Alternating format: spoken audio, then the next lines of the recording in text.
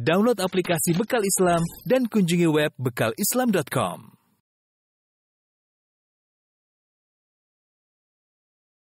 Bismillahirrahmanirrahim. Assalamualaikum warahmatullahi wabarakatuh. Alhamdulillah ala ihsanih wa syukru lahu ala taufiqihi wa amtinanih. Asyhadu an la ilaha illallah wahdahu la syarika lahu ta'ziman li sya'nih. Wa asyhadu anna Muhammadan abduhu wa rasuluhu ila ridwanih. Allahumma salli alaihi wa ala alihi wa ashabihi wa ikhwani. Hadirin dan hadirat yang dirahmati oleh Allah Subhanahu wa taala, kita melanjutkan pembahasan kita tentang tanda-tanda hari kiamat. Kita sampai pada keluarnya Ya'juj dan Ma'juj ya. Pada pertemuan kemarin saya sudah singgung ya bahwasanya Ya'juj dan Ma'juj ya sudah ada sejak zaman Dzulqarnain ya, yang Allah sebutkan dalam surat Al-Kahfi ya, di mana Dzulqarnain membuat bendungan dari besi bercampur tembaga ya. Hatta idza sawa baina sadafaini qala anfukhu hatta idza ja'alahu naran qala atuni ufrik alaihi qitra famasta'u ay yadhharuhu wa mastata'u lahu naqaba ya.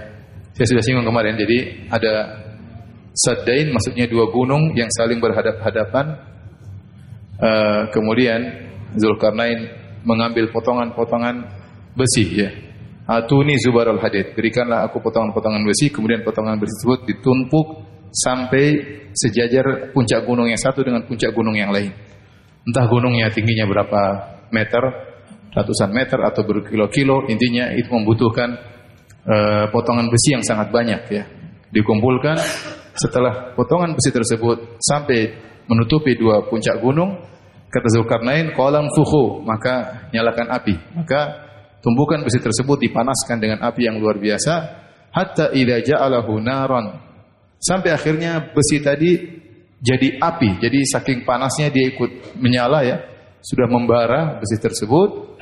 Qala atuni ufrik alaihi qitra, maka datangkanlah kepadaku cairan tembaga, ufrik alaihi, akan aku tumpahkan di atas potongan-potongan besi yang sudah merah menyala tersebut ya. Saya sudah singgung juga bahwa ini menunjukkan teknologi yang canggih di zaman tersebut ya. Karena untuk membakar ya gunung besi tersebut tidak mudah ya, sehingga menyala dengan nyala yang luar biasa ya. Apa alat yang digunakan untuk bisa membakar tumpukan besi tersebut? Setelah tumpukan besi tersebut nyala, terus dengan alat apa pula untuk mengangkut cairan tembaga yang juga sudah sangat panas. Tentunya tembaga tidak melebur kecuali mungkin entah berapa ratus derajat atau berapa ribu derajat ya, baru kemudian menjadi cair, ditumpahkan dari atas tumpukan besi tersebut. Saya tidak tahu pakai alat apa, tetapi yang jelas ini menunjukkan teknologi di zaman tersebut untuk hal ini ya sudah cukup maju, sangat maju, sehingga akhirnya bercampurlah potongan-potongan besi tersebut dengan cairan tembaga tadi, maka jadilah suatu dinding yang sangat kuat. Kata Allah, famasta'u ayyadharuhu, maka Ya'juj dan Ma'juj tidak mampu untuk mendaki benteng tersebut. Famastata'u lahu naqaba, dan mereka tidak mampu untuk membocorkan atau melobangi dinding tersebut. Setelah itu Dzulqarnain berkata, "Hadza rahmatum mir rabbi. Fa idza jaa wa'du rabbi ja'alahu dakka." Ini dinding ya terjadi karena rahmat dari Rabb. Dzulqarnain sama sekali tidak sombong, sama sekali tidak angkuh, tidak mengatakan karena kecerdasanku, karena kepandaianku ya. Bahkan dia mengakui ini semua dari Allah Subhanahu wa taala ya. Dia mengatakan hadza rahmatum mir rabbi, inilah bentuk kasih sayang dari Rabbku ya. Fa idza jaa wa'du rabbi, kalau sudah datang janji Rabbku, ja'alahu dakka, maka ini tembok akan jadi lebur ya oleh Allah Subhanahu wa taala. Yaitu saatnya Ya'juj dan Ma'juj keluar. Sudah saya singgung juga bahwasanya sebagian ulama berpendapat bahwasanya Dzulqarnain hidup di zaman Nabi Ibrahim alaihissalam. Nabi Ibrahim alaihissalam hidup entah berapa ribu sebelum Masehi, berapa ribu tahun sebelum Masehi ya. Intinya ada suatu zaman yang sudah sangat lama, saat itu sudah ada Ya'juj dan Ma'juj. Kemudian mereka terjebak dalam benteng tersebut atau dalam sat tersebut, ya dinding tersebut. Kemudian mereka beranak pinak. Mereka beranak pinak ya. Sampai disebut dalam sebagian riwayat, tidaklah satu orang meninggal di antara mereka kecuali sudah punya anak entah berapa ratus atau berapa banyak ya. Jadi mereka diberi umur dan tidaklah meninggal satu orang kecuali sudah punya anak yang sangat banyak. Sehingga mereka intinya cepat sekali bertumbuh, berkembang biak ya di dalam tempat tersebut. Sudah kita sebutkan juga bahwasanya Ya'juj dan Ma'juj adalah manusia ya, merupakan keturunan Nabi Adam alaihissalam ya, bukan sebagaimana riwayat yang mengatakan bahwasanya Adam alaihissalam sedang tidur kemudian mimpi basah ya, kemudian air maninya bercampur dengan tanah yang buruk maka berubah menjadi Ya'juj dan Ma'juj. Itu hanya riwayat Israiliyat yang tidak ada dalilnya. Yang benar dia adalah keturunan anak Adam tetapi memiliki ya sifat-sifat keganasan ya. Ya'juj dan Ma'juj sendiri secara bahasa Arab ya, dari ajjaj yu'ajjiju, yaitu ada yang mengatakan dari ya, intinya maknanya itu ada yang mengatakan dari ta'ajjaj yaitu api yang menyala-nyala ya. Ada yang mengatakan maknanya adalah seperti syiddatul muluhah, yaitu asin yang sangat kuat yang ada pada laut ya. Ada yang mengatakan dari mauj, yaitu gelombang yang sangat besar. Intinya namanya saja sudah menunjukkan kalau itu memang bahasa Arab, menunjukkan ya bagaimana mereka begitu liar, begitu ganas ya, Ya'juj dan Ma'juj tersebut. Di manakah posisi zat tersebut ya? Tidak ada yang tahu ya. Tidak ada yang tahu sampai sekarang, belum ditemukan ya. Antum cari di Google pun tidak ada ya. Coba tulis Ya'juj Ma'juj, enggak akan keluar ya. Sebagian orang mengingkari ini aja khayalan ya. Ini hanya khayalan, ini hanyalah simbol menunjukkan kekuatan tertentu. Allah munculkan dengan simbol Ya'juj dan Ma'juj. Karena kita sudah periksa di alam semesta ini enggak ada namanya Zat Dzulkarnain ya. Temboknya Dzulkarnain itu enggak ada. Kita katakan bahwasanya Allah Maha Kuasa untuk menutupi mata manusia dari melihat itu semua ya. Allah Maha Kuasa ya. Allah bisa menutup mata manusia sehingga tidak bisa melihat di mana lokasi benteng yang menutupi Ya'juj dan Ma'juj. Meskipun sebagian ulama ada yang mengatakan bahwasanya daerah-daerah pegunungan tersebut letaknya mungkin daerah sekitar Kazakhstan, Uzbekistan yang seperti itu, yang orang-orang tinggal di sana mirip-mirip penampilannya seperti orang Mongol ya, seperti orang Turki ya. Terlebih dahulu sejarah mengatakan ada suatu suku yang bernama Gog Magog ya, Gog Magog ya, mungkin diharapkan jadi Ya'juj dan Ma'juj. Ini sekedar persangkaan ya, persangkaan. Apakah lokasinya di sana atau di mana, wallahu alam, kita tidak tahu ya. Adapun ciri fisik Ya'juj dan Ma'juj, maka datang dalam hadis-hadis di antaranya ciri fisiknya ya adalah sigharul uyun, mata mereka sipit. Ya, mata mereka sipit. Kemudian iradul wujuh, wajahnya lebar. Wajahnya lebar, matanya sipit. Kemudian syuhubus sya'af, rambutnya berdiri. Ya. Kemudian ka'anna wujuhahum al-majanul mutraqah, dan wajah mereka seperti perisai yang dikasih kulit. Mutraqah itu dikasih kulit di perisai tersebut, yaitu gempal ya. Gempal. Jadi kira-kira wajah mereka seperti itu ya, bahkan dalam riwayat hidung mereka kecil ya. Jadi wajahnya melebar, gempal, matanya sipit, rambutnya apa? Berdiri. Coba kita cocokkan zaman sekarang. Enggak ada di sini kayaknya. Ya, kata sebagian orang seperti orang Mongol, secara fisik seperti orang Mongolia ya. Ada yang mengatakan secara fisik seperti orang Turki. Dalam sebagian riwayat rambut mereka pirang. Rambut mereka apa? Pirang, itu kepirang-pirangan ya. Ya. Adapun ciri fisik yang disebutkan dalam sebagian buku-buku tafsir yang mengatakan bahwasanya tubuh mereka ada yang setinggi pohon, ada yang mengatakan cuma tubuh mereka sejengkal ya. Ada yang mengatakan telinga mereka lebar, satu telinga buat alas tidur, satu telinga buat selimut ya. Ini tidak ada dalilnya, semua Israiliyat. Yang benar mereka adalah manusia-manusia biasa tetapi memiliki sifat-sifat yang bengis ya. Allah Subhanahu wa taala menyebutkan ya, suatu saat mereka akan keluar dari tembok tersebut ya. Kata Allah Subhanahu wa taala, hatta idza futihat Ya'juj wa Ma'juj wa hum min kulli hadabin yansilun. Sampai pada suatu hari tatkala dibukalah ya benteng yang menghalangi Ya'juj dan Ma'juj, dan mereka akan keluar dengan banyak sampai Allah mengatakan wa hum min kulli hadabin yansilun, setiap dari tempat tinggi mereka turun.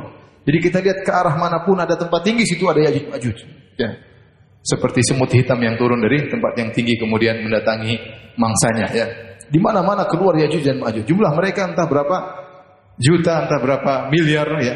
Jelas mereka sangat banyak ya. Cina sekarang berapa jumlah? Berapa miliar? Hah? 10 miliar? Berapa? 1 miliar lebih. Mungkin Ya'juj Ma'juj lebih banyak mungkin. Ya, Cina 1 miliar, mungkin Ya'juj Ma'juj sudah Allah alam. Yang jelas mereka jumlahnya sangat banyak, apalagi mereka punya anak yang sangat banyak ya. Entah mereka poligami atau tidak saya nggak tahu. Tapi intinya mereka jumlahnya sangat banyak ya. Makanya seperti mauj, seperti ombak yang datang menyerang bumi, begitu jumlahnya sangat banyak. Adapun di zaman Nabi sallallahu alaihi wasallam mulai terbuka. Kata Nabi sallallahu alaihi wasallam, "Wailun lil Arab min syarrin qad iqtarab, futihal yauma min radmi Ya'juj Ma'juj mithla hadhihi." Kata Nabi sallallahu alaihi wasallam, celaka kepada orang Arab dari keburukan yang semakin mendekat ya. Sungguhnya pada hari ini telah terbuka benteng Ya'juj Ma'juj seukuran ini. Kapan dibuka? Nanti hari menjelang hari kiamat di zaman Nabi Isa alaihissalam ya. Nah, mereka setiap hari kerjaan mereka hanyalah mengebori dinding tersebut. Kita nggak tahu dinding tersebut tingginya seberapa, lebarnya seberapa, tebalnya seberapa, tapi kerjaan mereka membolongi. Terus mereka bolongi setelah melihat cahaya, mereka bilang besok kita lanjutkan lagi. Melihat cahaya matahari. Jadi seakan-akan mereka tertutup. Seakan-akan mereka tidak terkena cahaya matahari. Hadis menunjukkan mereka menggali-gali sampai tatkala mereka lihat cahaya matahari. Berarti mereka dalam ruangan yang tertutup ya. Kemudian tertutup kembali. Allah tutup kembali. Begitu tiap hari. Mereka tidak bisa membolong dan mereka tidak pernah putus asa. Terus sampai akhirnya salah seorang dari mereka mengatakan, "Ya, kita selesai dulu, besok kita lanjutkan insyaallah." Dia mengucapkan apa? Insyaallah. Maka ya dia berkata, "Irji'u fatukhrikunahu ghadan insyaallah taala."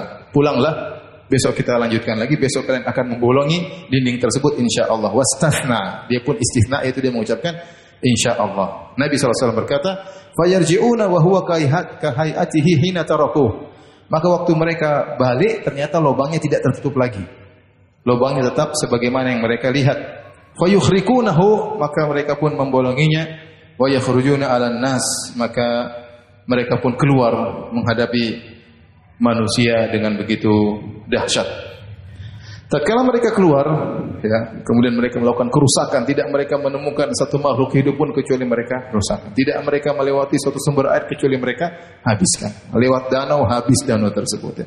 Lewat sungai, habis sungai tersebut. Mungkin ikan-ikannya juga habis seluruhnya.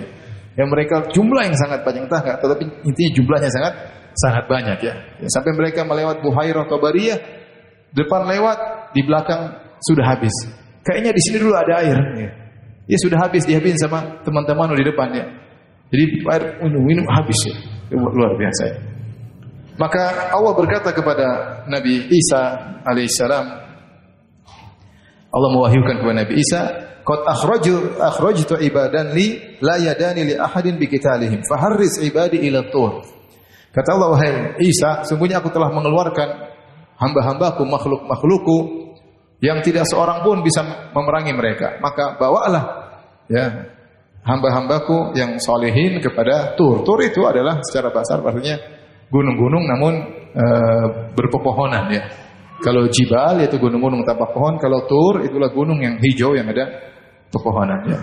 Maka kemudian semua kaum muslimin dibawa pergi oleh Nabi Isa. Kalau Dajjal Nabi Isa masih bisa lawan, kalau Ya'juj dan Ma'juj tidak bisa. Kenapa? Karena mereka dan kawan-kawan banyak sekali. Dajjal cuma satu ekor, ini Ya'juj Ma'juj ya, miliaran mungkin, banyak sekali, tidak ada yang bisa melawan mereka. Akhirnya ya mereka pun menguasai dunia ya.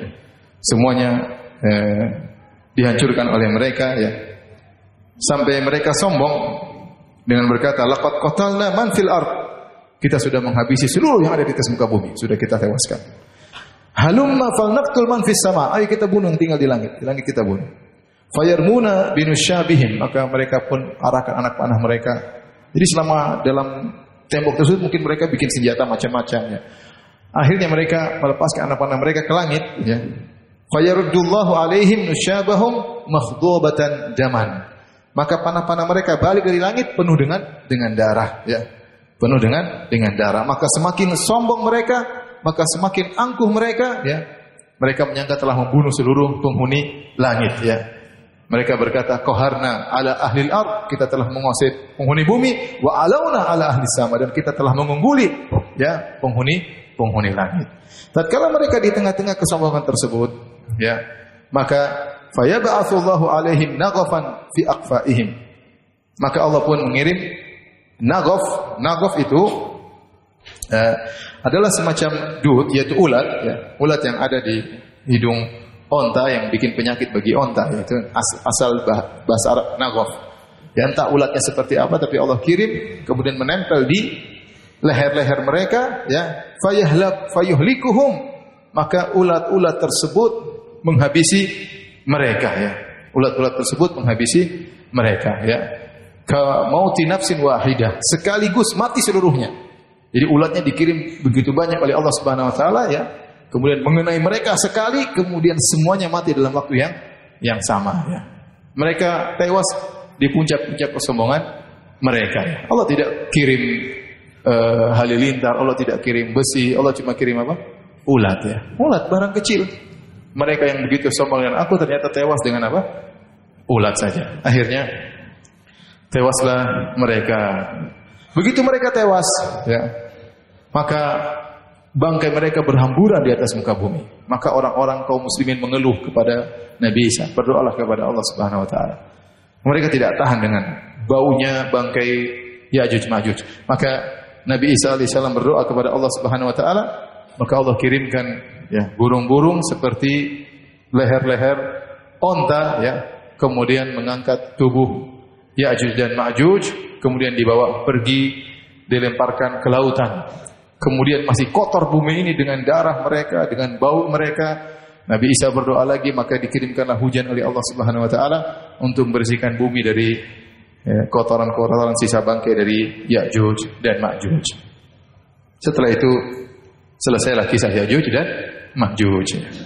Jadi yang benar Ya'juj dan Ma'juj belum keluar, ya. Belum keluar. Adapun yang mengatakan Ya'juj dan Ma'juj adalah orang-orang Cina, maka tidak benar, ya.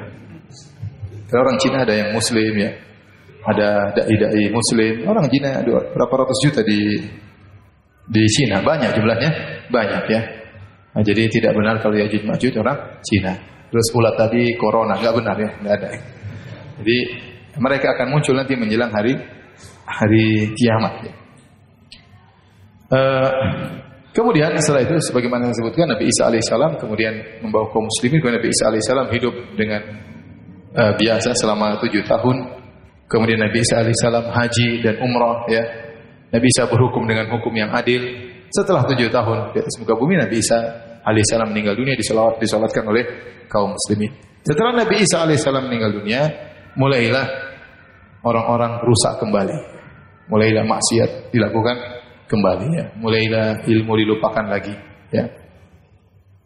Maka terjadi bencana-bencana, ya, atau tanda-tanda hari kiamat yang lain. Di antaranya adalah al-khusufatus salasah, yaitu longsor, ya. Longsor, kita bilang bahasa Indonesianya apa?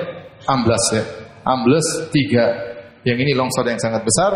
Kata Nabi sallallahu alaihi wasallam, "Inna sa'ata lan taquma hatta taraw asyra ayatin." Sungguhnya hari kiamat tidak akan tegak sampai kalian lihat 10 tanda, di antaranya salah satu khusufin, 3 longsor. Khasfun bil masyriq, longsor yang ada di timur, wa khasfun bil maghrib, di barat, daerah barat, wa khasfun di Jaziratul Arab, dan longsor di Jaziratul Arab. Dalam hadis yang lain, setelah Nabi mengatakan, "Saya kunu ba'di khasfun bil masyriq," kata Nabi, akan ada setelahku, hadis Ummu Salamah radhiyallahu taala anha. Kata dia, aku mendengar Rasulullah SAW bersabda, akan ada longsor di daerah timur dan longsor di daerah barat, wa khasfun fi Jaziratul Arab, dan longsor di tanah Arab. Qultu, kata Ummu Salamah, "Ya Rasulullah, ayukhsafu bil ardi wa fiha salihun?" Apakah bumi akan dilongsorkan sementara di situ ada orang-orang soleh? Ada orang soleh mungkin tinggal di situ. Kata Nabi SAW kepada Ummu Salamah, idza aktsara ahluha al-khabas. Kalau penghuni buminya terlalu banyak melakukan kemaksiatan, terlalu banyak melakukan kemaksiatan, maka akan terjadi longsor yang terkadang menimpa juga orang-orang soleh yang ada di situ. Tinggal nanti mereka dibangkitkan sesuai dengan niat-niat mereka. Tetapi orang soleh juga mendapatkan dampaknya, ya, karena mereka tinggal di situ. Maka tatkala terkena musibah yang tenggelam orang yang pelaku maksiat maupun orang-orang soleh. Ini dalil bahwasanya kaitannya musibah dengan ketakwaan, ya, dengan kemaksiatan, ya, itu sangat jelas, ya. Ya, keterkaitan antara peristiwa alam dengan kemaksiatan sangat jelas, ya. Saya sampaikan pada pertemuan-pertemuan yang lain, saya katakan kejadian alam tidak mungkin terjadi. Kita yakin semua diatur oleh Allah Subhanahu wa taala. Wa ma tasqutu min waraqatin illa ya'lamuha. Tidak ada daun yang jatuh kecuali Allah tahu. Kulun fi kitabim mubin, semuanya sudah berada dalam Lauhil Mahfuz. Allah sudah atur daun ini jatuhnya kapan, di mana, bagaimana jatuhnya. Allah tahu itu daun. Ya pun terjadi dalam semesta, ya. Tidak mungkin di luar daripada kehendak Allah. Semuanya atas kehendak Allah Subhanahu wa taala. Dan tidak mungkin terjadi dengan tiba-tiba tanpa ada sebab. Ya, tidak mungkin terjadi tiba-tiba tanpa ada sebab, ya. Banjir terjadi pada 1 Januari misalnya, ya. Hari tahun baru, ya. Kemudian Corona, tahun baru Imlek, ya. Kemudian, ya, kejadian di Palu gara-gara kesyirikan yang mereka lakukan, ya. Ada kejadian lagi sebagian orang ngeband di pinggir pantai kemudian dihantam oleh apa? Tsunami. Jangan kita bilang itu, ya, itu cuma kejadian alam. Tidak. Umat Islam tahu itu kejadian alam, tapi apa sebab kejadian itu pasti ada sebabnya. Pasti ada sebabnya. Pasti idza kasrul khabas, kalau maksiat sudah banyak Allah akan timpakan musibah. Dan musibah tersebut kalau sudah datang, wattaqu fitnatan la tusibanna alladziina dzalamu minkum khassah. Takutlah kalian kepada musibah tidak menimpa orang-orang yang zalim saja di antara kalian, akan mengenai orang yang zalim yang saleh juga kena, namun dibangkitkan pada hari kiamat dibedakan oleh Allah Subhanahu wa taala. Ini semua bukan kebetulan. Saya juga merasa bukan kebetulan kemudian virus corona muncul di Wuhan, kemudian berpindah di Korea, kemudian berpindah di Iran, ya. Saya rasa bukan hanya kebetulan. Yang ngatur perjalanan virus itu siapa? Allah Subhanahu wa taala. Kalau kita enggak beriman bosnya seakan-akan ada suatu berjalan tanpa kehendak Allah. Semua berjalan kehendak Allah. Tinggal bagaimana sikap kita menghadapi musibah tersebut. Apakah kita meronta-ronta ataukah kita bersabar kepada Allah Subhanahu wa taala. Baik. Ini longsor ini terjadi bukan longsor biasa tapi longsor yang dahsyat yang menggemparkan dunia, ya. Nah, jadi berita besar di medsos, ya, di zaman itu nanti. Kalau masih ada medsos, ya, intinya, ya. Intinya menggemparkan sehingga didengar oleh manusia di atas muka bumi. Ada longsor besar daerah timur. Kemudian ada longsor besar daerah barat. Kemudian longsor besar di Jazirah Arab. Mungkin satu kota hilang satu negeri mungkin hilang dengan longsornya tersebut, ya. Manusia dan tempat tinggal mereka terbenam. Kalau yang terjadi sekarang longsor kecil-kecilan, ya. Longsor di sana, longsor di sini, ya. Dan itu belum tanda-tanda besar hari kiamat. 3 longsor ini nanti tanda yang spesial. Kemudian tanda hari kiamat berikutnya ad-dukhan. Ad-dukhan yaitu asap, ya. Asap, Allah berfirman dalam surat Ad-Dukhan, "Fartaqib yauma ta'tis samaa'u bidukhanin mubin." Dan tunggulah hari di mana akan datang langit membawa dukhanin mubin, yaitu asap yang jelas, yakshan nas. Yang asap tersebut akan menutupi manusia. Hadza adzabun alim, adalah azab yang pedih. Ayat ini dalam surat Ad-Dukhan ini ada khilaf di kalangan para ulama, ada 2 pendapat. Ada yang mengatakan dukhan yang dimaksud adalah dukhan yang menimpa orang-orang Quraisy di zaman waktu Nabi SAW masih di Mekah, tatkala mereka mengintimidasi, kemudian mereka menyiksa para sahabat, sampai akhirnya Nabi SAW berdoa, Allahumma a'inni alaihim bisab'in kasab'i Yusuf. Ya Allah, bantulah aku untuk melawan mereka dengan menimpakan kepada mereka seperti 7 tahun kemarau yang terjadi di zaman Nabi Yusuf alaihissalam. Maka Allah timpakan kepada mereka, ya, musim kemarau, fa akhadathum sanah, maka ditimpa dengan kemarau, halaku fiha, mereka binasa di tahun tersebut, wa akalul mayyita wal idham, sampai orang-orang Quraisy makan bangkai dan makan tulang-tulang, wa yara ar-rajulu ma baina samai wal ardi ka hayatin dukhan, sampai seorang saking laparnya dia melihat antara bumi dan langit seakan-akan ada asap. Itu pernah terjadi di zaman Nabi sallallahu alaihi wasallam. Apakah dukhan yang dimaksud oleh Allah, fartaqib yauma ta'tis sama'u bidukhanin mubin? Tunggulah datang di mana langit akan mendatangkan asap yang jelas ya. Ini pendapat yang mengatakan di zaman Nabi sudah terjadi, namun yang benar wallahu a'lam bishawab, ayat ini berkaitan dengan dukhan yang merupakan tanda hari kiamat. Jadi ini pendapat mayoritas ulama ya, bahwasanya ayat ini berkaitan dengan dukhan yang akan muncul menjelang hari kiamat, karena Allah mengatakan dalam ayat tersebut bidukhanin mubin, dengan asap yang jelas. Adapun yang dialami oleh orang Quraisy hanyalah khayalan, saking laparnya mereka melihat seakan-akan ada apa? Kahayatid dukhan, seakan-akan ada dukhan padahal enggak ada. Cuma saking laparnya mereka di antara hidup dan pingsan, mereka melihat seakan-akan gelap, seakan-akan penuh dengan asap. Tapi dalam ayat Allah mengatakan bidukhanin mubin, asap yang jelas. Kemudian sifat kedua dukhan dalam ayat ini kata Allah yakshan nas, yang dukhan tersebut menimpa seluruh manusia. Menimpa seluruh manusia. Dari langit sampai ke bumi isinya semua apa?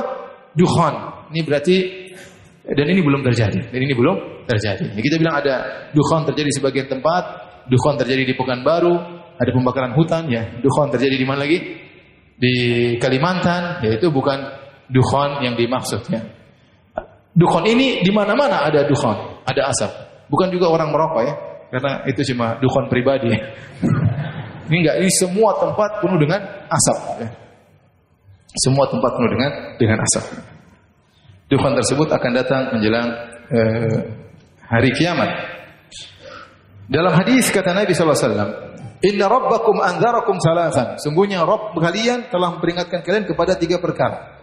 Ad-dukhan ya'khudul mu'min kazukmah. Dalam riwayat kazukah.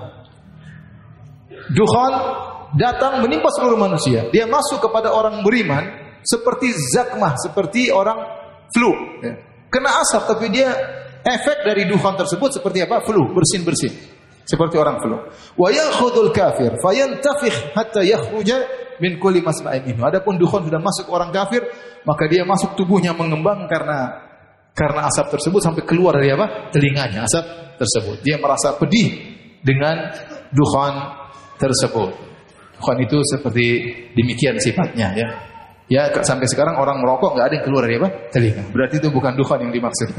Ini dukhan saking banyaknya sampai masuk dalam tubuh, sampai mengembang, sampai keluar dari telinga. Adapun orang beriman merasakan, semua merasakan. Tetapi orang beriman hanya sekedar apa? Hanya sekedar bersih. Baik. Tanda hari kiamat berikutnya adalah tulu'us syamsi min maghribiha. Keluarnya matahari dari terbitnya matahari dari barat. Yang ini Allah sebutkan dalam surat Al-An'am, kata Allah yauma ya'ti ba'du ayati rabbik la yanfa'u nafsan imanuha lam takun amanat min qablu aw kasabat fi imaniha khaira. Hari di mana Allah akan datangkan sebagian tanda-tanda kebesaran Allah, yang pada hari tersebut kalau sudah datang sebagian kebesaran Allah, maka tidak bermanfaat iman kepada seorang pun. Ya.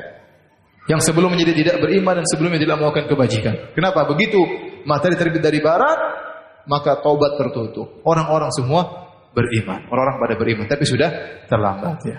Dalam hadis kata Nabi SAW, Innallaha yabsutu yadahu bil-lail liyatuba musii'un nahar wa yabsutu yadahu bin-nahar liyatuba musii'ul lail hatta tatlu asy-syamsu min maghribiha.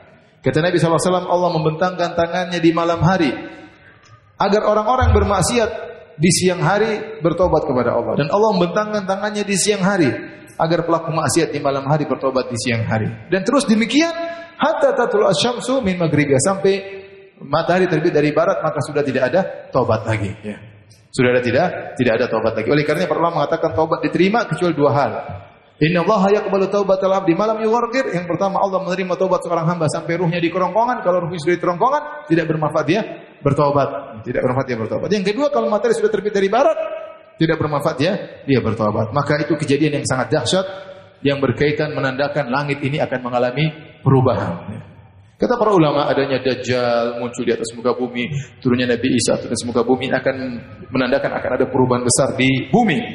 Adapun tatkala matahari terbit dari barat, makin akan terjadi tanda besar, perubahan besar di langit. Nah, setelah matahari terbit dari barat, baru kemudian muncul dabah ya. Muncul dabbah yaitu hewan yang bisa berbicara kepada manusia.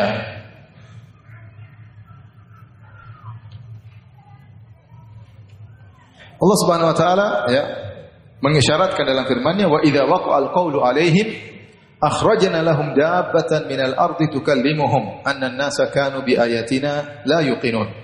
Jika telah ya terjadi atau telah terputuskan ya vonis kepada mereka, akhrajna lahum dabbah, maka kami keluarkan seekor hewan dari bumi, tukallimuhum, yang berbicara dengan mereka, anna an-nasa kanu bi ayatina la yuqinun, bahwasanya orang-orang tidak beriman dengan ayat-ayat Allah Subhanahu wa taala ya. Itu jika telah saatnya ancaman Allah tiba kepada mereka, maka Allah keluarkan hewan-hewan tersebut. Bagaimana cara dia berbicara dengan manusia? Allah besok kita enggak tahu ya. Tapi Allah menyebutkan dia adalah seekor hewan. Dan kapan keluarnya? Setelah matahari terbit dari barat. Dalam hadis ya, Nabi sallallahu alaihi wasallam bersabda, "Inna awwalal ayati khurujan tulu'us syamsi min maghribiha wa khurujud dabbati 'ala nasi dhuhan wa ayyuhuma makanat qabla sahibatiha fal ukhra 'ala athariha qariban." Kata Nabi, tanda-tanda yang pertama keluar adalah terbitnya matahari dari barat dan juga keluarnya hewan di waktu duha. Siapa saja di antara keduanya yang keluar sebelumnya, maka yang satunya akan menyusul dengan segera.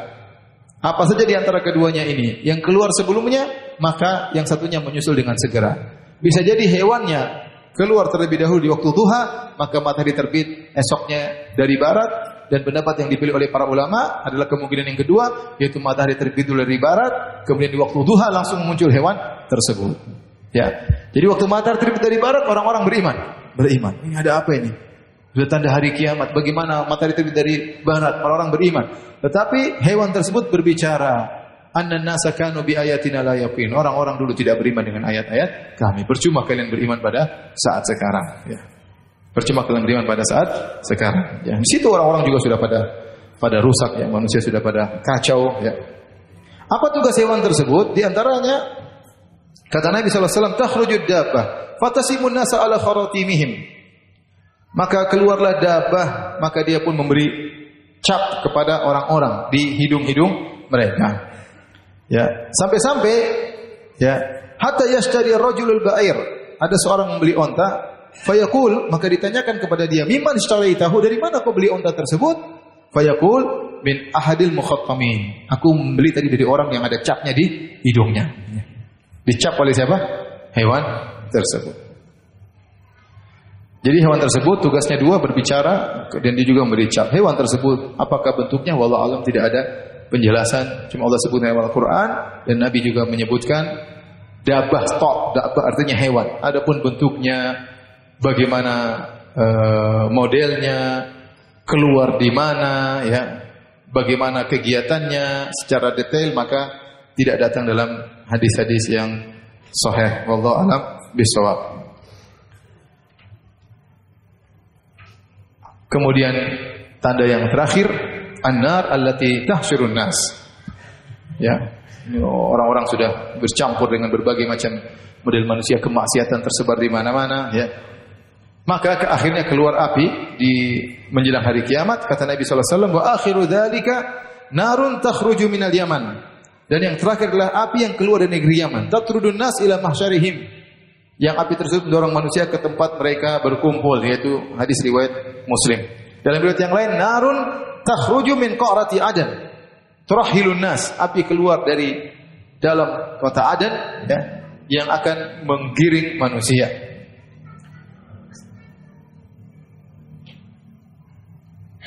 Dan ini adalah ayat yang terakhir yang menjelang ditiupkannya sangkakala. Adapun bagaimana manusia berkumpul, maka ada berbagai macam model, ya. Yang pertama, 3 model manusia tatkala keluar api tersebut. Mereka semua menuju ke tempat mereka berkumpul, tempat mahsyar mereka. Ingat, ini mahsyar bukan padang mahsyar. Ini mahsyar sebelum hari kiamat menurut pendapat yang benar di kalangan para ulama. Faujun ragibun tami'un, kasun raqibun. Suatu kelompok yang mereka semangat menuju ke tempat tersebut. Mereka semangat, mereka gembira, berangkat dengan semangat, bahkan mereka naik kendaraan. Kemudian suatu kelompok mereka terkadang berjalan, terkadang naik kendaraan, terkadang berjalan, terkadang naik kendaraan. Yang ketiga tidak mau jalan, mereka nggak mau pergi. Mungkin ini para pelaku maksiat, oh ini kebinasaan kita kesana, nggak mau. Maka api keluar yang dorong mereka. Mereka nggak mau pergi, didorong oleh api. Harus mereka akhirnya berjalan. Kata Nabi SAW, yuhsyarun nasu ala thalathi tara'iq. Manusia dikumpulkan dengan 3 model. Raqibin, rahibin. Ini yang pertama, yang semangat menuju ke tempat tersebut. Wasnani ala ba'irin, wa thalatha ala ba'irin, wa arba' ala ba'irin, wa ashra ala ba'irin. Yang model kedua, 3 orang 1 onta. Ada yang jalan, ada yang naik ganti-gantian. Ada yang 4 orang 1 onta, ada yang 10 orang 1 ekor onta, ganti-gantian. Mereka menuju ke tempat tersebut. Yang kelompok ketiga, ya, wa yahsyuru baqiyatahumun nar. Tidak mau jalan tapi api menggiring mereka. Taqilu ma'hum haitsu qalu. Pokoknya mereka didorong terus oleh api. Kalau mereka berhenti, dimakan api sehingga mereka jalan. Tapi apinya dengan tenang giring mereka. Kalau mereka tidur siang, apinya juga berhenti. Tidur siang, apinya nunggu. Mungkin ada bel tet yang berangkat lagi dibawa lagi api. Ya, wa tabitu ma'hum haitsu batu. Ya. Kalau mereka tidur, apinya istirahat juga, apinya berhenti juga. Nunggu mereka selesai tidur, bangun pagi, didorong lagi oleh api tersebut. Ini menunjukkan api melazimi mereka terus. Sampai akhirnya, tusbihu ma'hum haitsu asbahu, api bersama mereka di pagi hari, wa tumsi ma'hum haitsu amsu. Ya. Di sore hari juga, di petang hari api juga bersama mereka sampai mereka tiba di mahsyar mereka. Setelah itu para hadirin dan hadirat Allah Subhanahu wa taala dalam Sahih Muslim dan yang lainnya, ya. Maka sebelum tiba hari kiamat, maka Allah Subhanahu wa taala, ya, mengirimkan angin, ya. Itsba'atsallahu rihan thayyibatan. Tiba-tiba Allah mengirimkan angin yang baik. Fata'khudhuhum tahta abatih. Angin tersebut masuk ke bawah ketiak-ketiak orang-orang beriman. Fataqbidu ruha kulli mu'minin wa kulli muslimin. Semua orang mukmin dan semua orang muslim, ya bahkan dalam riwayat sampai yang imannya meskipun hanya sekedar sebesar biji sawi didatangi oleh angin tersebut, dibunuh satu, bunuh, mati, masuk di ketiak mereka dan mereka mati. Mati. Semua orang mukmin meninggal. Ini menjelang hari kiamat. Wa yabqa syirarun nasi, maka hanya tersisa orang-orang yang buruk, ya. Maka fa alaihim taqumus saah. Mereka itulah yang kemudian tiba hari kiamat, maka tidaklah tegak hari kiamat kecuali kepada orang-orang yang paling buruk, ya. Kemudian ditiupkan sangkakala, akhirnya mereka yang menyaksikan dahsyatnya hari kiamat. Wallahu ta'ala bishawab. Itulah, ya, tanda-tanda besar hari kiamat sampai, ya, tiba ditiupkannya sangkakala. Insyaallah kita pertemuan berikutnya kita akan membahas tentang tanda-tanda kecil hari kiamat. Kalau ada yang bertanya, saya persilahkan. Wallahu ta'ala bishawab.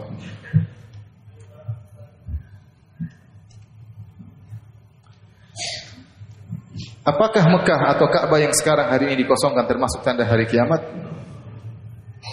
Karena bukankah tanda kiamat adalah Ka'bah sudah tidak ditawafi? Allah alam bisawab, ya.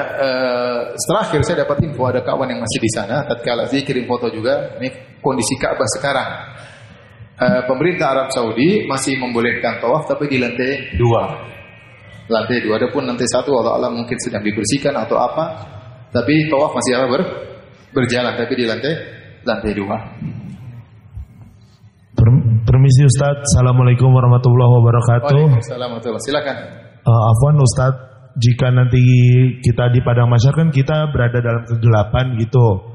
Orang yang beriman dan beramal soleh selalu membaca dan menghafal Al-Quran itu akan diberikan cahayanya meskipun mereka dalam kegelapan. Dan mereka orang yang kafir meninggalkan sholat dan atau menunda sholat serta melalaikan ibadah lainnya itu juga tetap dalam kegelapan di padang mahsyarnya. Benarkah pendapat itu dan jelaskan? Ya. Assalamualaikum warahmatullahi wabarakatuh. Waalaikumsalam warahmatullahi wabarakatuh. Padang mahsyar memiliki tahapan-tahapan, ya. Sampai sebagian ulama menafsirkan firman Allah ya, fi yaumin kana miqdaru 50 alf sanah. Di hari di mana waktunya serasa 50.000 tahun. Ya. Serasa 50.000 tahun, dirasakan oleh orang kafir 50.000 tahun. Bagi orang beriman terasa cepat. Yang 50.000 tahun itu ada tahapan-tahapan. Ada yang mengatakan setiap tahapan 1.000 tahun. Ya. Karena kita tahu dari padang mahsyar berkumpul, kemudian menunggu Allah Subhanahu Wa Taala datang, kemudian terjadi hisab, kemudian namanya mizan, kemudian yang lain sampai ada namanya suatu kondisi disebut dengan zulmah. Jadi tidak begitu padang mahsyar tidak langsung gelap, tidak. Ya, ada tahapan-tahapan sampai pada tahapan menjelang mau melewati sirat, baru kemudian Allah kasih zulmah, itu kegelapan. Ya, harus melewati sirat, sementara sirat tersebut berada di atas api yang menyala, tapi api neraka berwarna hitam. Sehingga gelap, kalau orang tidak bisa lihat sirat, maka dia akan langsung jatuh dalam neraka jahanam. Saat itulah baru kemudian orang-orang beriman diberi dengan cahaya sesuai dengan ukuran keimanan mereka. Ada yang cahayanya sebesar gunung, ada yang cahayanya seperti hanya setinggi pohon korma, ada yang cahayanya redup di ujung kakinya, terkadang nyala, terkadang redup, sesuai dengan keimanan apa? Masing-masing. Dari situlah kemudian proses melewati sirat. Ada yang 3 model yang melewati sirat, ada yang najin musallam, yaitu lewat langsung. Itu pun berbagai model. Ada yang kalbark, seperti cahaya yang terang begitu cepat langsung sampai ke pintu surga. Ada yang seperti rihil mursal, seperti angin yang berhembus kencang. Ada yang seperti ka'ajawadil khail, seperti kuda yang berlari kencang. Ada yang seperti onta. Kemudian yang kedua adalah al-maqdus, ya, yaitu yang dicabik oleh kalalib, besi-besi tajam di sampingnya yang bengkok, kemudian dicabik langsung masuk neraka jahanam. Yang ketiga adalah al-mukhardal. Al-mukhardal adalah orang yang melewati sirat tapi terluka, dicabik oleh besi-besi tersebut, terpotong jari-jari mereka, terpotong tangan mereka, daging-daging mereka tercabuti dengan besi-besi tersebut, tapi mereka selamat. Jadi mereka selamat, ya. Itu juga berkaitan dengan cahaya yang mereka miliki. Adapun orang-orang kafir, maka kata para ulama, mereka tidak lewat sirat, ya. Mereka langsung lewat jalan pintas menuju neraka jahanam. Ya. Yang lewat sirat adalah orang-orang yang KTP-nya Islam. Yang itu mereka diuji. Ada yang ternyata dosanya lebih banyak maka masuk neraka. Ada yang dosanya ada, tetapi dosa tersebut tidak pantas buat mereka masuk neraka, maka cukup dicabik-cabik oleh besi-besi tersebut tatkala mereka di atas sirat. Kemudian cukup dibalas kemudian mereka masuk surga Allah Subhanahu wa taala. Azan ya.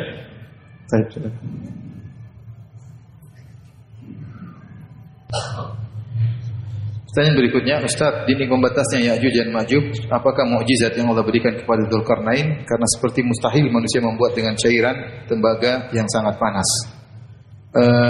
Mustahil mungkin menurut ilmu kita, tapi mereka mungkin. Makanya Dzulkarnain mengatakan fa'ainuni biquwwah, tolonglah aku.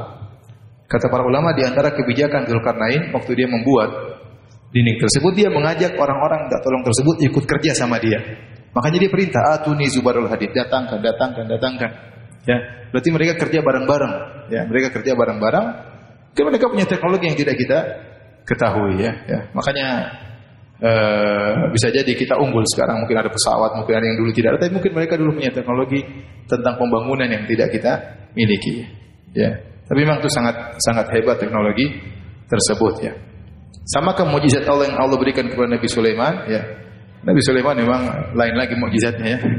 Itu dalam waktu singkat maka singgasana Ratu Balqis dihadirkan di hadapan Nabi Sulaiman alaihissalam. Tetapi mengenai Dzulkarnain, ya mungkin saja, ya, karena Allah tidak membuat langsung dinding tersebut, tetapi dengan proses. Makanya datangkan ini, panaskan. Seakan-akan suatu yang dilakukan oleh mereka. Makanya dia mengatakan a'inuni, bantulah aku. Berarti mereka kerja bareng-bareng. Bukan Dzulkarnain sendiri, bukan. Tapi dia dengan orang-orang tersebut. Makanya sebenarnya mengatakan kalau seorang jadi pemimpin jangan dia bilang tenang, nanti saya yang bikin. Enggak. Ayo kita bareng-bareng sehingga mereka ikut merasa bertanggung jawab dalam keselamatan apa? Mereka. Baik, pertanyaan berikutnya. Apakah manusia akan menyadari tanda-tanda hari kiamat besar saat mulai terjadi sehingga kita bisa memperkuat iman dan bertobat sebelum matahari muncul dari barat? Sepertinya zahir dari hadis-hadis bahwasanya ilmu dilupakan. Makanya Nabi SAW mengatakan tidaklah muncul Dajjal kecuali setelah Dajjal tidak disebut lagi di mimbar-mimbar. Artinya sudah tidak ada pengajian yang bahas tentang apa? Dajjal. Ya. Kalau sekarang Dajjal belum muncul, saya masih bahas, teman-teman masih bahas, ya. Cocok logi masih bahas, masih banyak bahas. Nanti ada zaman di mana sudah dilupakan, maka orang lalai tadi. Bayangkan sampai Ka'bah dicongkel oleh seorang Habasyi. Nanti akan kita sebutkan tanda-tanda kecil hari kiamat. Intinya kemungkaran di mana-mana ya. Ilmu dilupakan sehingga bisa jadi orang tidak persiapan ya. Orang tidak persiapan, tenggelam dengan maksiat, akhirnya tiba-tiba muncul hari kiamat. Makanya disebut dengan sa'ah. Di antara nama-nama hari kiamat sa'ah. Sa'ah itu tanda kiamat datang tiba-tiba, tanpa diduga. As-sa'ah datang tiba-tiba. Ustaz, izin pertanyaan di luar tema namun urgen. Saat merebak flu corona, semoga kita semua sekeluarga dilindungi oleh Allah dari penyakit-penyakit sejenis. Amin ya rabbal alamin. Apakah boleh tidak sholat berjamaah di masjid tatkala kena flu ya? Karena tidak tahu ya flu itu pilek atau batuk atau corona atau bukan. Orang ngasihkan. Saya rasa yang bisa ukur nanti kondisi kita tunggu pemerintah kita saja. Kalau ada memang ada instruksi dari pemerintah atau dari kepala daerah ya begini-begini maka kita kerjakan ya. Karena mereka yang punya informasi yang lengkap tentang kondisi tersebarnya virus di tanah air ya. Apakah sudah sampai perlu dibuat seperti itu ya. Bahwasanya setiap orang harus datang bawa sajadah sendiri misalnya. Kalau flu sudah jangan keluar rumah ya. Kalau saat ini belum ada instruksi resmi dari pemerintah maksud saya. Lembaga resmi dari pemerintah saya belum dengar ya. Anak saya juga dari sudah seminggu batuk pilek tadi dibawa ke rumah sakit juga dan biasa-biasa aja, maksudnya kondisi masih belum sampai pada tingkatan demikian ya. Kalau sudah ada instruksi bahwasanya virus corona sudah sangat menyebar, maka dianjurkan orang-orang yang mengalami sifat-sifat seperti begini maka hendaknya di rumah saja ya, telepon untuk ada yang mengecek dan yang lainnya maka kita lakukan. Tapi sampai sekarang saya bilang belum ya. Belum. Tapi kalau antum misalnya sangat panas ya, antum khawatir orang lihat antum semuanya jadi parno ya. Ya enggak apa-apa antum di rumah saja ya. Kalau antum khawatir antum digituin sama orang-orang dan sudah melihat gejala-gejala orang, kalau ada orang jalan kemudian bersin-bersin batuk-batuk semua pada memandang, semua pada takut ya sudah antum di rumah saja. Enggak ada masalah ya. Enggak ada masalah. Apalagi gejala-gejalanya mirip gejala-gejala corona, maka tidak mengapa salat di rumah agar tidak mengkhawatirkan orang-orang di sekitar kita. Tapi kalau belum ada instruksi, saya rasa tidak perlu ya. Kita tidak perlu terlalu berlebihan dalam menanggapi hal ini ya. Ya. Maka saya ketemu kawan-kawan waktu saya ke Johor, mereka sudah kenal kita sudah berapa orang, 7 orang atau berapa orang. Biasa-biasa saja, sholat kita bareng-bareng, kita ngaji bareng-bareng ya. Ke Indonesia kan baru apa? Baru berapa orang? 2 orang yang dilaporkan. 4 ya? 4 ya udah. Masih sedikit ya. Nanti ada kondisi yang dimana pemerintah memberi instruksi maka kita kerjakan ya. Kita kerjakan karena kita menghindar penyakit dengan sebab dan dengan apa? Doa. Tapi kalau belum ada instruksi kita biasa-biasa aja seperti yang terjadi. Jangan kemudian numpukin beras banyak-banyak, beli beras 100 kilo ya. Tiba-tiba mau buka toko di depan rumah, beli Indomie 1 truk ya, ngapain seperti itu? Ya, ente kalau nggak mati dengan corona, ente mati dengan yang lainnya. Ya. Ya, jadi jangan terlalu berlebihan. Kalau kita borong barang-barang semua ke orang miskin akhirnya nanti nggak bisa beli makanannya. Alhamdulillah orang Islam jangan demikian. Orang kafir yang mereka kehidupan mereka, surga mereka di dunia. Mereka memang ketakutan luar biasa karena surga mereka di dunia. Dunia sijinul mu'min, jannatul kafir. Ya, bahwasanya dunia itu surganya orang kafir ya. Kapan lagi mau mereka yang udah tewas selesai langsung masuk neraka. Jadi mereka kemudian borong sebanyak ini. Kita jangan begitu, enggak usah. Waktunya mati akhir. Maksudnya kita beli yang wajar ya. Beli sampai banyak-banyak ngapain? Ngapain? Coba bayangkan kalau kita borong, kita punya duit, kita beli banyak, terus ada orang enggak kebagian, kan kasihan. Kita bisa jadi zalim membeli barang yang orang lain juga berhak meninggal. Mungkin dia meninggal sabar dengan corona mati syahid. Kita hidup dengan kezaliman. Nanti hari kiamat dia tuntut, ente dulu beli beras enggak kasih saya. Ya maksud saya hadapi dengan tenang. Nanti kalau instruksi kita kerjain, instruksi pemerintah kita kerjakan karena mereka yang bisa mengukur sejauh mana bahaya corona yang sudah tersebar. Demikian Allah taala alam bisawab. Kurang lebih saya mohon maaf. Subhanakallah bihamdik asyhadu an la ilaha illa anta astaghfiruka wa atubu ilaik. Assalamualaikum warahmatullahi wabarakatuh.